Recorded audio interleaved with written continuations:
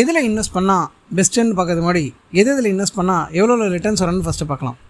First ஒரு சின்ன calculation எடுத்துக்கலாம். 5000 rupees மந்த்லி அடுத்த ஒரு 20 yearsக்கு கோல்டில் இன்வெஸ்ட் பண்ண போகிறோம். எவ்வளோ வரும்னு பார்த்தீங்கன்னா 50 லட்ச ரூபா. நம்ம இன்வெஸ்ட் பண்ண அமௌண்ட் 12 lakhs. சேம் அதே 5000 rupees எடுத்துக்கோங்க. சேம் 20 yearsக்கு மாதம் இன்வெஸ்ட் பண்ணி வரீங்க. ரியல் எஸ்டேட்டில் இந்த வாட்டி இன்வெஸ்ட் பண்ணுறீங்க. எவ்வளோ வரும்னு பார்த்தீங்கன்னா 31 லட்ச ரூபா. நீங்கள் இன்வெஸ்ட் பண்ணது 12 லட்ச ரூபா. சேம் இதே 5000 rupees ஒரு எஃப்டியில் நீங்கள் போட்டுக்கிறீங்க. 7% ரிட்டர்ன்ஸ் உங்களுக்கு கொடுக்குறாங்க. சேம் 20 yearsக்கு அப்புறம் நீங்கள் எடுக்கும்போது உங்கள் கையில் எவ்வளோ இருக்குன்னு பார்த்தீங்கன்னா 26 லட்ச ரூபா. சேம் இதே 5000 ரூபாவை ஷேர்ஸை இன்வெஸ்ட் பண்ணுறீங்க.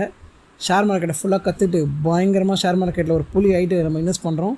லாஸே கிடையாது, ப்ராஃபிட் மட்டும்தான்னா 65 lakhs வரும் 20 வருஷத்துக்கு அப்புறம்.